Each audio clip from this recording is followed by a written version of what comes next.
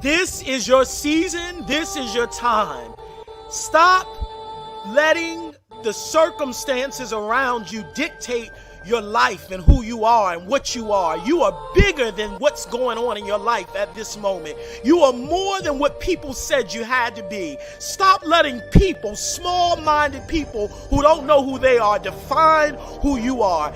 This is your season. This is your moment. Not next week, not a year from now, not a minute from now, but right now, right at this moment, you have to know that you have been placed at this moment, at this time, to do something that nobody else in human history has ever been destined to do. You want to know why you're dealing with so much? You want to understand why there's all these negative thoughts that keep coming in your mind, telling you you can't be it, you can't do it, you're not good enough, you'll never achieve it. It's because of the greatness and the calling that's on your life. It's supposed to be hard when you're doing something great. Greatness can't come without a grind. You show me a diamond and I'll show you pressure. You're supposed to be going through stuff. It's because of the gift that's on your life. Don't believe everything you think. The negativity, the pessimism, the cynicism, all of that nasty negative stuff that's coming in your head, it is coming to distract you from what your purpose is, from what your calling is. You have been destined to be great. It's not a bar set for you. It's not a long shot. It's the expectation. You're supposed to be great, but you have to know that everything the enemy says, you got to flip on its head.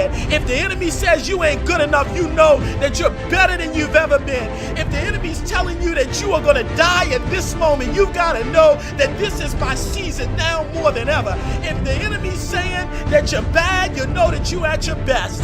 This is your time to rise up, to understand who you are, who you've been created to be. All right. Welcome, everyone. Did you like that, Mike? Yes. Are you going to be a minister or something, I see? No, not at all. Let me start and introduce you to everyone. Welcome to everyone that is listening. My name is Daryl Bennett, Comeback Swinging. You already know. I have, a friend, in some cases, he's mentor, giving me advice. We've known each other at this point now almost 10 years. Yeah, I think so. Yeah, that seems about right. Yeah. Yeah. So let me give you the context. We're talking today about hiring people. Please make sure you put that in the tagline, put that in the comments. We're talking about hiring, particularly how franchisees, small businesses and medium businesses can do hiring better. So first, I just want, Michael, if you can just tell us a bit about your trajectory. I'm going to start by saying not only is Michael, he's owned restaurants, owned franchises. He's a consultant now.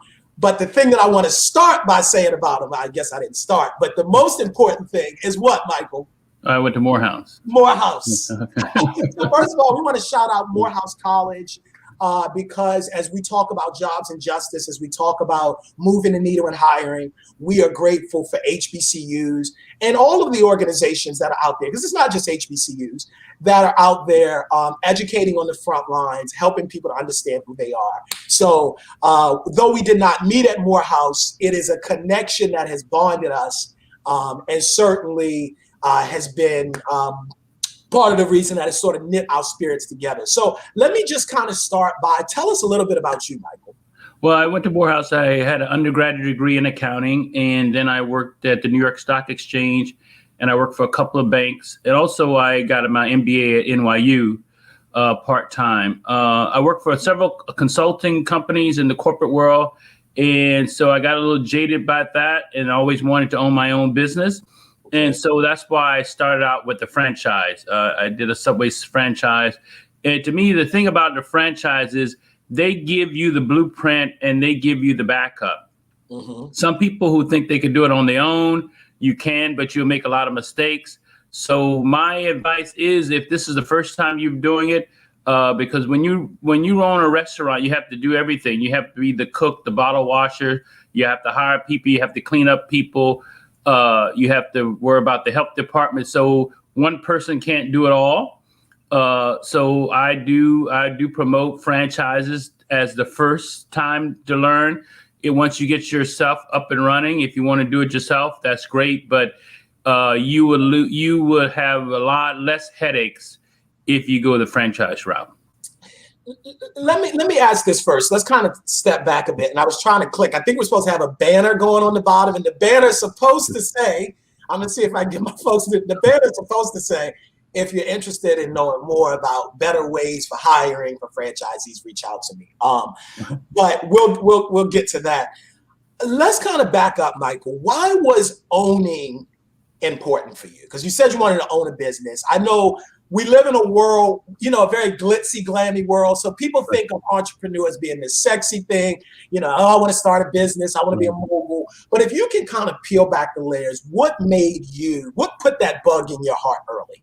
Well, I would say is from the very beginning. I mean, I've been working since I was 12. I had a paper route. I mowed grass. I grew up down south, so it's not New York. I mowed grass, worked at McDonald's, Burger King. So I've always had this work ethic.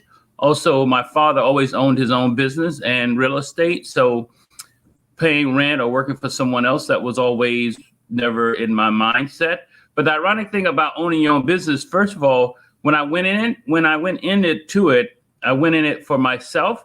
But as you get more involved with it and talking about hiring people, you realize that you are giving more than you're getting, meaning you feel responsible for all the people that are working for you. Particularly to me, my biggest, not necessarily fear, but my biggest anxiety was making payroll, because I knew that my payroll is going to have to pay rent for these people, going to have to pay for their childcare, daycare, food, and all that. So to me, that gave me more energy. Now the focus became less of me and more of them, saying I need to make sure that this business is going to be up and running because these people are depending on me. And I like that you said that. We're going to have plenty of people watching this. Some that are already owners, some that are already operating their stores, franchisees, and then there's some who are just interested in ownership. Okay. And I like the fact that, first of all, you talked about that with ownership comes a multiplicity of tasks. Like you said, you don't just get to do one thing. It's a number of things that you're doing. You have to mop, you're dealing with the health department. And then I like how you talk about this sense of,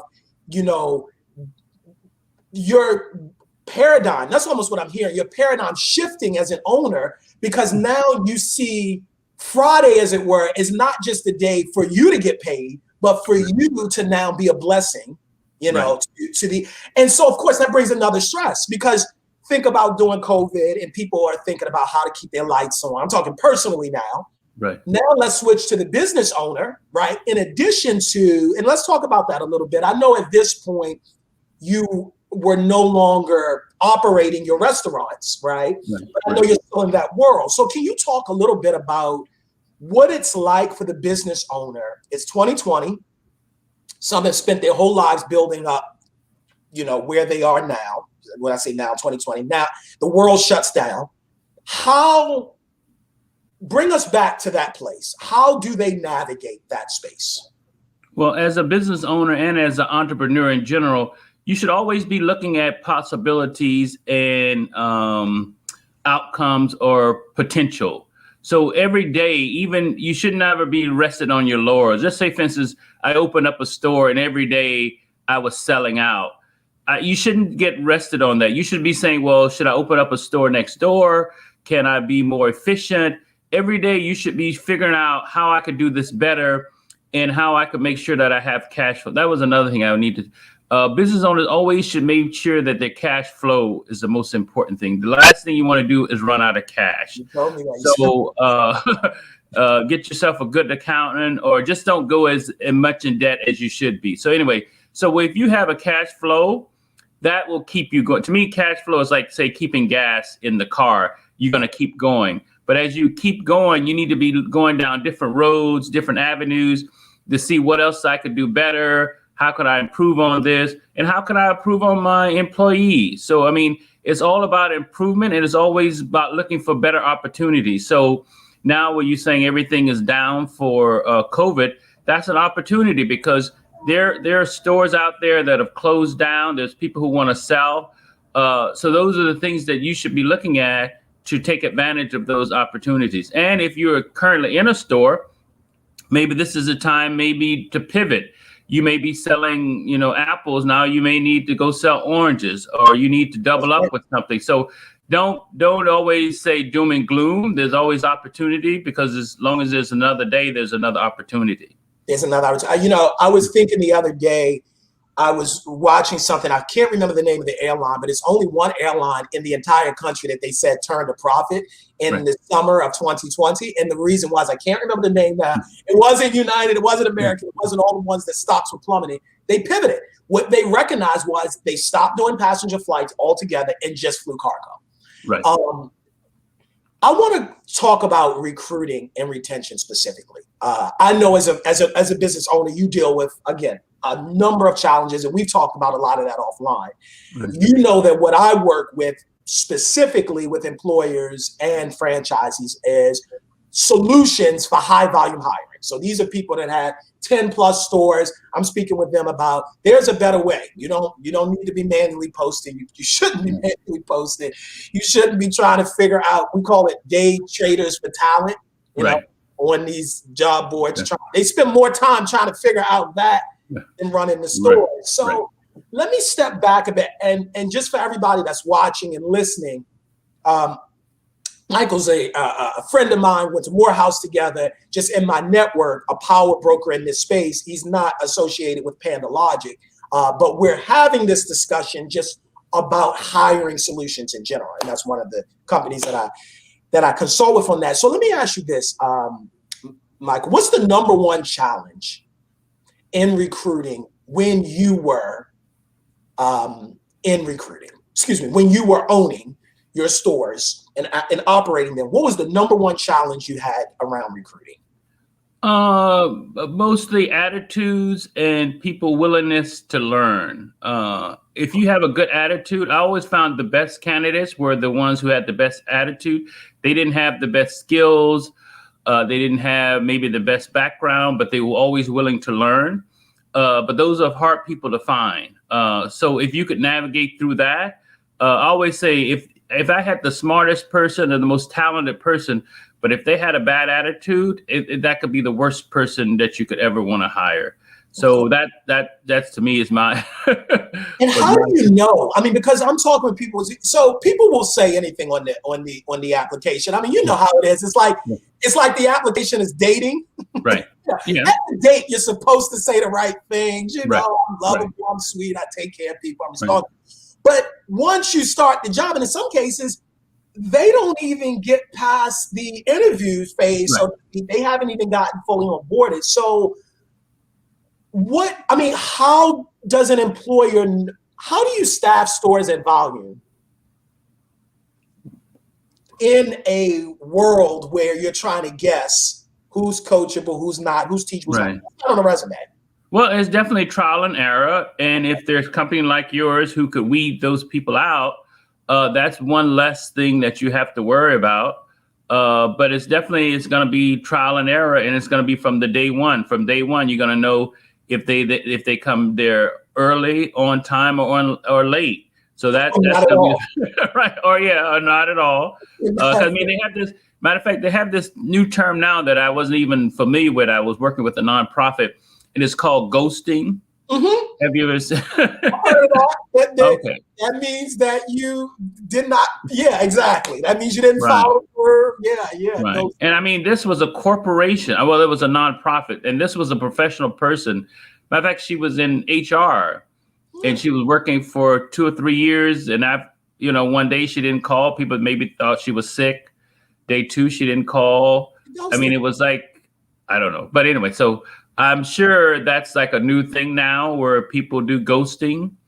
So that's another thing you may have to worry about. But it's definitely for entry level, you're going to either, as the owner, you're going to have to do the coaching, or make sure you have a good manager that does the coaching. Tell me this, because I try to put my head inside. I'm working with, so the ones that I'm working with are franchisees that are already spending on recruiting, and they're already spending probably $3,000 to $4,000 a month on recruiting. Right. already on LinkedIn, on Indeed, on Snag a Job, on Craigslist, on Facebook. I mean, they're trying all different ways to get this talent, right? And what we do is we go and we say, look, instead of spending all your money on these boards, you really don't know where your money is going. I mean, you know it's going to the board, but you don't know what the return investment is. You don't know, if, you tell Indeed to post an ad for a week, they'll post it for a week, but you may not need it seen for a week. You may only need it seen for a day or two. So we're going and saying, look, what we offer is one, a management platform where all of the spend that you would spend on any other board, that's all centralized in one place. Right. And we're with AI enablement, the computer is doing the decisioning as to where to send which ads to which job boards, how long, what to replicate, all that. Right. I'm explaining this to you because this is what we found. We found that my role was just to spread the word to franchisees, because at first this was only available to like the big tech companies and the gig companies that were spending millions. Right. My role was to say, hey, you only have $5,000 a month. You can use this. However, behind recruiting, we found it's not just about selling people technology. Mm-hmm. If their processes aren't in place. So what we're doing is I'm working with franchisees. It's a great technology. We are driving more candidates to their system. Right. But if you don't have a structure in place, then it's for naught. Right. So I'm saying this to you because I want to kind of pick your brain behind that. What are the things beyond, that's what I wanted to explain it to you, beyond a technological system that can help people get the applicants in their, in their universe, so to speak, but right. How do they take them from applicant to hire? That's what I guess I'm asking. Well, first of all, it's the volume. So I could see the benefit of your company that you would bring those people in. Like if you have a store on the corner of 3rd and Lexington, and you just put a sign in the door, the exposure that you're going to give is much better than somebody looking at the machine, looking at the window, whatever. So I would say the volume would be very good, because I always say you're going to have to interview or hire 10 people to get 2 good people. So to me, it's going to be the volume. So if you could bring in the volume of employees that I could look at or even try out, that's more beneficial. So we have done that. And it's no question that the technology, because the technology really is, it's next level and it's doing that. My question is, because what we're finding is there's challenges behind that. You can have it's almost like I give the example of, I can help you build more floors on top of your house. Right. And it might look nice, but if it's a shoddy foundation, the old saying that if you build your house on sand, it's not gonna rock. Come on, somebody, we're not gonna go there. Right. So my question is, what are the foundational things that a business owner can do so they have a structure in place so when they receive the applicants, they're able to convert them? Because some people aren't able to convert them. Right. Well, first of all, you have to lay out expectations. Okay. So as much as you could put in writing, and then stick with those expectations. So if I tell you, you need to do X, Y, and Z, and I need you to do it by this particular time, and then I come back and follow up on that. So it's the expectation, it's the follow-up, and it's the feedback. Well, now when you say people doing things in writing, now we're talking about the business owner, right? Right. They are going to tell the applicant to put something in writing? The applicant or the employee. These are what I expect. You're gonna have. You have flexible hours? Can you be here at 6 o'clock in the morning? Can you work on weekends? Okay, they say yes to all that, Michael. Let's play that again. They say yeah, I can work on weekends. I'm reliable. I'm dependable. All that, right? Right. What are the other things? Like, what if? So let me ask more targeted questions. What's the window to reach back to an applicant? So if I bring you, because I hear what you're saying, there's value, and of course there's value in delivering applicants. But if I, let's say, deliver to you 200 applicants and you wait a week to reach back to them, or you have a bad culture, or your managers are not nice people, these are the things that I guess I'm talking about. Right. The foundational things that maybe you learned as a business owner that you found no technology can solve. Right. It's a people problem. Well, that's culture. You're right. So you're talking about the culture. So that's what I'm saying. The owner established the culture, and the culture that they want to have and they want to display, that has to be throughout, from you to the person who's mopping the floor. So that culture has to be consistent. And again, that's with the franchise. That means you have to be clean, a clean store, fresh products, a clean uniform. So, I mean, when if people walk in the door and they see that, they know that I need to fall in line. Or if you come in the store and somebody's smoking, the uniform is not clean, the bathroom is dirty. So that's what I'm saying about the expectation. So the expectation has to be in writing, and the expectation has to be in person. So it's a cultural set, a culture set. I would put it at that. It's the culture. Now, I'm glad you say in person. Let's talk, and that's a good segue to talk about how things have shifted as a result of COVID. Obviously, everything has been disrupted. Right. How is recruiting different now? I mean, obviously it's different, but what are the obvious ways that it's different for small, medium businesses, your franchise operators? Right. Well, again, we talk about opportunities. Before everybody had to come in. Now, that take a lot of time. You may only could see one or two people in a day. Now you could do Zoom interviews. I mean, who've ever heard that you would be doing Zoom interviews like we're doing now? So yeah. You could do 10 Zoom interviews for 10 people in one day, where it'd probably have taken you 3 or 4 days. So you could screen better on the Zoom. So that's what I'm saying. So you have to be able to pivot to make it work for you. And a lot of people have gone to, say, for instance, we've gone from in-person to maybe takeout and delivery. So now that means my technology has to be better. We have to have better customer service on the telephone.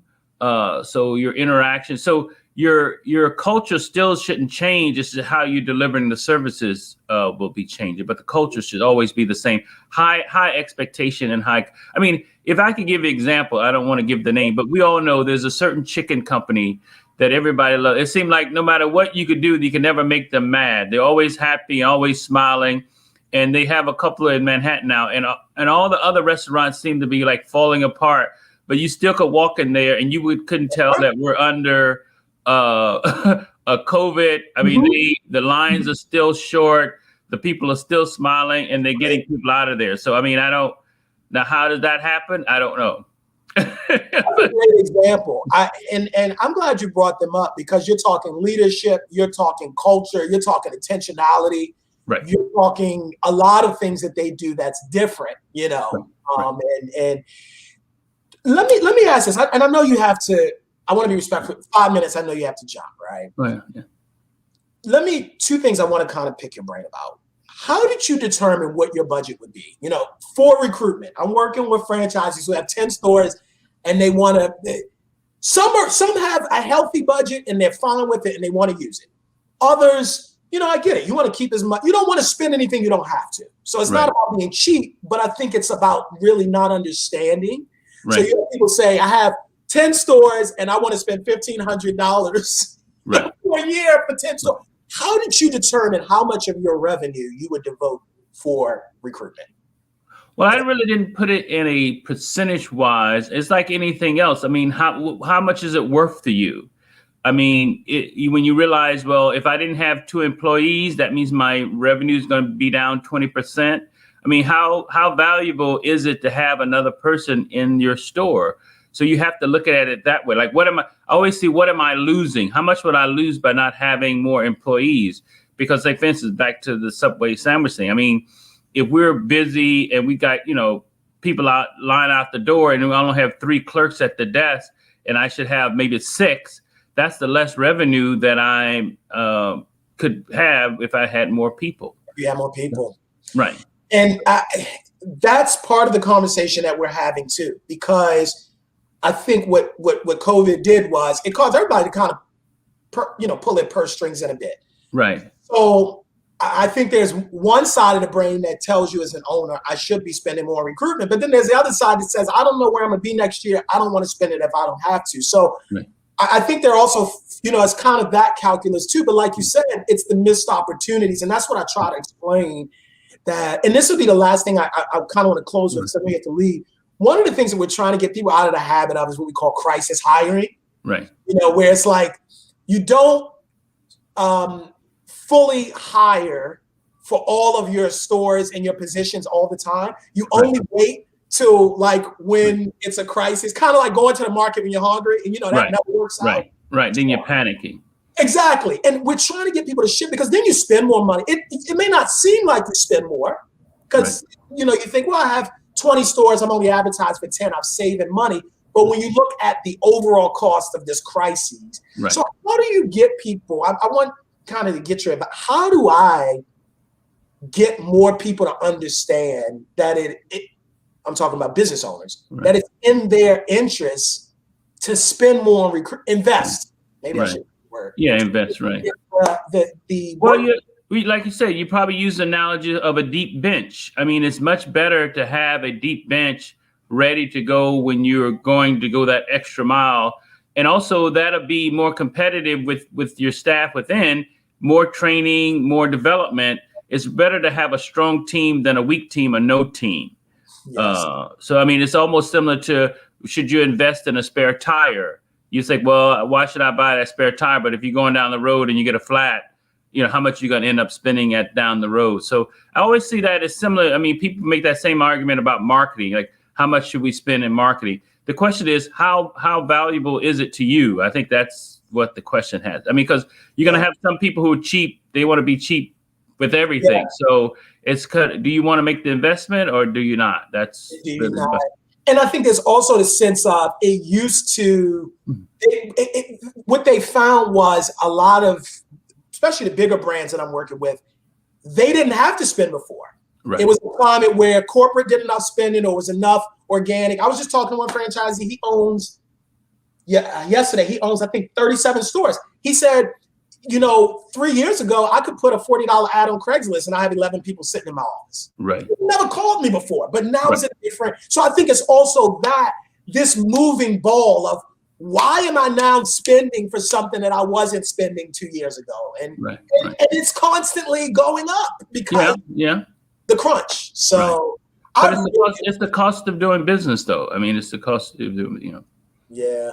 What's the number one thing you would say for franchisees that are listening? I know we're going to have to do this again because I have more I want to ask you, but they're listening.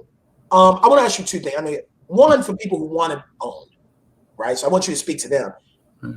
I want you to speak to them secondly. But first, can you speak to owners of multi-store franchises? What should they be on the lookout for? What should they sort of be navigating in this post-COVID disruption period?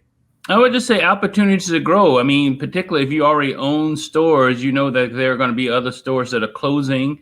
So I would look to consolidate. I would look to expand and look to hire more people, because I think after we come out, people are going to be anxious to get out. They're going to want to spend more money.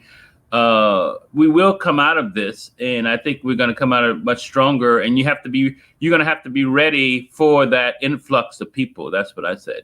So to me, this is the time to be planning and to be getting ready for the big bang, I would say. I love that. Planning and preparation. And what about for those, that's a great segue, for those who are listening, who want to own, they're like you, they're little Michaels, they're sitting there wondering, really, I mean, maybe, I don't want to reduce this. Maybe they don't look like us, right? But maybe they do, right? But they're young and they're trying to figure out what's the next step. Or maybe they're not young, but they want to own. What do you say to them? I would say do your research. I mean, by watching this is something that you learned and you got information for free. So the more knowledge that you get, the better. But you're not gonna know till you actually do it. But the more information you get, the more people you talk to. That was another thing. Before I opened up my franchise store, I actually talked to at least about 50 other owners. And as you can imagine, when I talked to 50 different owners, I got 50 different answers for 50 of the same thing. So research. You cannot underdo research. I love it. Yeah. And that's something that comes in short supply now if you're not careful. Right. I really appreciate you, Michael. I know you have to jump. Yes. maybe in a couple weeks we could do another Franchise Friday. And what I'll do is make sure we promote. People have questions. Right. This is very valuable. We never got into what you're consulting with now. We never even got there, Michael. You never got there. Right. This franchise is a nonprofit. I'm doing with nonprofit financial services. Yes. Okay, we got to talk about that next time. So I want to make sure people know about that, and even some of the work that because you're still connected with Morehouse. That's how we got kind of reconnected because you had me making calls. Right. This is a new generation of people. We'll talk about that another time. All right, Mike. Thank you. All right. All right. Bye. Bye. So everyone, I want to thank you for just listening. I want to thank Michael, my brother, Morehouse man, owner, operator, thought leader, just giving us some wisdom, some ideas, some structure, some clarity and context. I'm about to sign off, but I want you to know this. If you are an owner of a business that needs has high volume hiring needs, and you own several stores, you are a franchise owner, I want to talk to you, and I want to talk to you about better ways, how we are connecting people with this great technology company that is changing, literally reimagining the way that hiring is done at scale.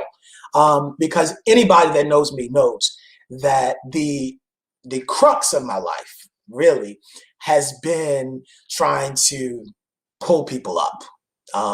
Even in my darkest days, that I never really forgot that was the mission. And so this is very congruent with what you've been hearing me talk about when I talk about inspiration and you can be great. Now we are connecting people with the companies that are going to help them to have the opportunities. I don't want to play around with this and just tell people, oh, you can be great, but not give them resources, not give them, actual practical steps. We don't want to talk about stop the violence and go into communities with a self-righteous attitude without saying give people an opportunity. When you give people an opportunity, when we solve the hiring challenges, it changes communities. We don't have to talk to people about, some of the other things that are happening. So I want to ask you to partner with us. How can you partner with us? Go to comebackswinging.com right now. Don't wait. Go now and sign up. We want to know who you are. I mean, it's nice that you're watching this on the internet, but we want to capture you in our database. We want to be able to know if you're an organization that needs people because, we have a database. We want to know if you are an organization that's developing the type of people who are looking for jobs. We want to know that because we're connecting people. That's what we're doing. We're connecting organizations, more importantly. We're connecting people who run organizations so we can solve the jobs and justice problem in America. I will sign off by restating the goal that I stated at the beginning of this year that my office announced. For those of you that don't know, go to darrellbennett.com, go to comebackswinging.com. You will see the press release. We announced an ambitious goal to work with companies to help 100,000 people from disenfranchised communities get hired in 2021. That's a big goal, but I've seen it done. As a matter of fact, I was a part of working with a company last year that helped 1 million people get hired. So I know what can happen when you take great technology, big data, and you leverage relationships at scale to begin to bring organizations, employers, universities, and power brokers all at the table. It is going to completely change the way that things are done. So if you are interested in being a part of it, if you're interested in being a part of this move to help 100,000 people get hired, I'm not talking about person by person. Don't send me your resume. I don't mean to be rude. We're talking at scale. We're talking connected organizations. Then I want you to join with us. If you're an individual job seeker right now, we're not set up to really do much. Just continue to watch what we're doing online and you can connect with us. But we're really interested right now in connecting with organizations to solve the jobs and justice problem. All right, I got to go. Calls to make, people to touch, excited for much that's going to happen. Please tune on to us over the weekend. We're going to have a series of different shows and broadcasts, and then we're going to have some great folks that are going to be joining us next week. The first, I want to make sure I get his position right. He was the deputy commissioner for the NYPD, some say the most powerful police district or police policing system in the world. He's going to be a guest. He's going to be on with us. And we're going to be talking about jobs and justice. I know for those of you who might be surprised and know my background. Look, I talk to all types of people. I talk to judges, prosecutors, law enforcement. We're not against them, but we are holding people to account and keeping them honest so we need people in the system that's going to change the system and that's going to massively disrupt it. We're not looking for little iterations and changes and revisions. We are looking for a massive, total, and transformative disruption of the system so we can bring liberty and justice for all. For real, because America is capable of it. We can do it. And I believe that it is our time that we stand up as a nation and we make it happen. Go to darrellbennett.com, go to comebackswinging.com. We've got a lot of great things happening and we are on the move. You better know it. All right. Please share, like, subscribe, all that good stuff. Have a wonderful day. I'll probably be back on later tonight.